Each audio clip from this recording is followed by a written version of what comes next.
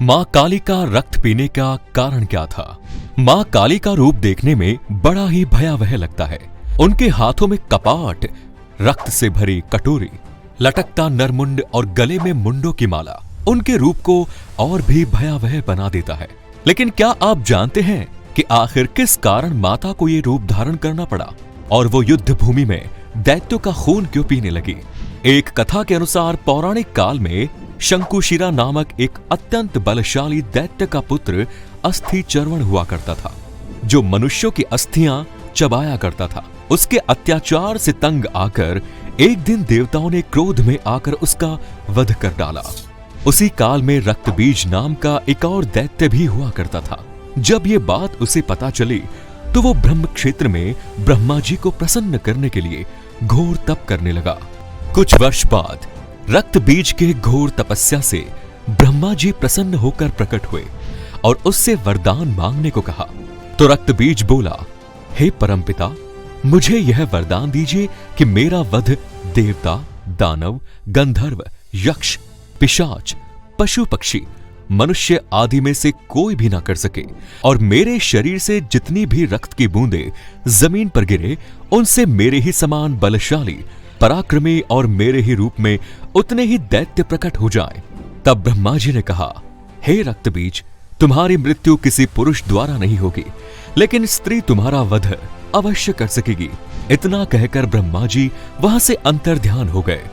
उसके पश्चात रक्तबीज वरदान के अहंकार में मनुष्यों पर अत्याचार करने लगा और एक दिन उसने वर के अहंकार में स्वर्ग लोक पर आक्रमण कर दिया और देवराज इंद्र को युद्ध में हराकर स्वर्ग पर अपना अधिकार कर लिया। उसके पश्चात 10,000 वर्षों तक देवतागण रक्तबीज के भय से मनुष्यों की भांति दुखी होकर पृथ्वी पर छिपकर विचरण करने लगे। उसके बाद इंद्र सहित सभी देवतागण पहले ब्रह्मा जी के पास गए। तब ब्रह्मा जी ने कहा, मैं इस संकट से आप सभी को नहीं उभार सकता। फिर सभी देवतागण विष्णु जी के पास गए, परंतु विष्णु जी ने यह कहते हुए मना कर दिया कि रक्तबीज को मारना मेरे भी वश में नहीं है। फिर सभी देवता बैकुंठ धाम से कैलाश के लिए चल दिए। लेकिन जब वो वहां पहुंचे तो उन्हें पता चला कि भगवान शिव उस समय कैलाश पर नहीं बल्कि केदारनाथ क्षेत्र में विराजमान है। इसके बाद सभी देवतागण केदारनाथ धाम पहुंचे। वहां पहुंचकर देवताओं ने भगवान शिव को सारी बात बताई। तब भगवान शिव ने सभी देवताओं से आदि शक्ति की स्तुति करने को कहा। फिर सभी देवताओं ने रक्तबीज के वध की अभिलाषा से आदि शक्ति की स्तुति करना शुरू किया। कुछ समय पश्चात देवताओं की स्तुति से प्रसन्न होकर हिमालय से एक देवी प्रकट हुई और देवताओं से कहा कि हे देवगण, आप दैत्यराज रक्तबीज से बिल्कुल निर्भय रहे, मैं अवश्य उसका वध करूंगी।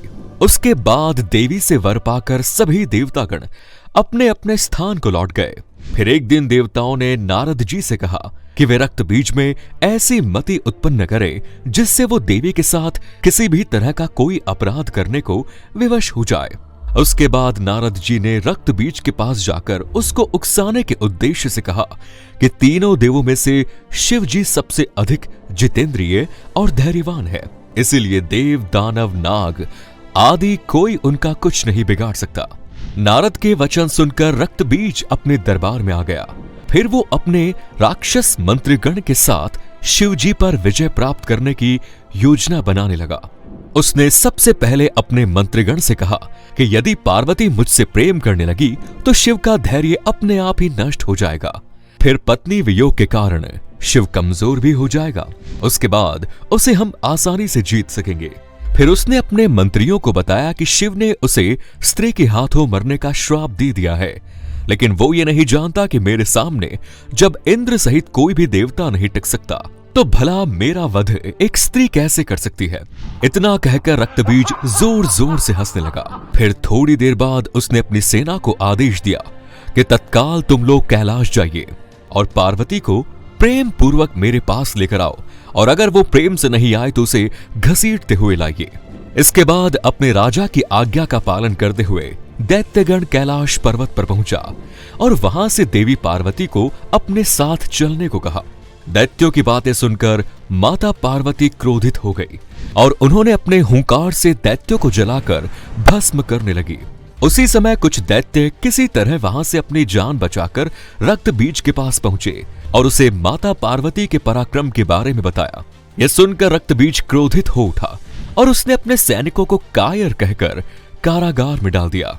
फिर रक्त बीज चंड, मुंड आदि जैसे असंख्य दैत्यों के साथ कैलाश पर पहुंचा और देवी के साथ युद्ध करने लगा। इस युद्ध में माता पार्वती सभी देवताओं की शक्तियों के साथ लड़ने लगी और चंड, मुंड सहित सभी दैत्यों का वध कर दिया। परंतु रक्त बीज के शरीर से जितनी भी रक्त की बूंदें धरा पर गिरती, उससे उसके समान ही एक और दैत्य उत्पन्न हो जाता। इसीलिए अभी तक उसका वध नहीं हो सका था। फिर देवी पार्वती ने मां काली का रूप धारण किया और अपना मुंह फैलाकर रक्त बीज का खून पीने लगी और इसी प्रकार अपनी जीभ फैलाई, जिससे कुछ रक्त बीजों को निगल गई व कुछ को रक्त विहीन कर मार दिया। अंत में मुख्य रक्त बीज भी शूल आदि अस्त्रों से मारे जाने व उसका खून चूसे जाने से रक्त विहीन होकर धरती पर गिर पड़ा। इस प्रकार देवताओं सहित तीनों लोग रक्त बीज के नाश से प्रसन्न हो गए। इसी तरह मां काली ने और भी कई दैत्यों और राक्षसों का वध किया। यदि आप हिंदू धर्म से जुड़ी इसी तरह की और अनूठी जानकारियों से अवगत होना चाहते हैं तो सब्सक्राइब करें, लाइक करें हमारे चैनल द डिवाइन टेल्स को और नीचे कमेंट्स करके ये जरूर बताएं आपको हमारी वीडियो कैसी लगी। धन्यवाद।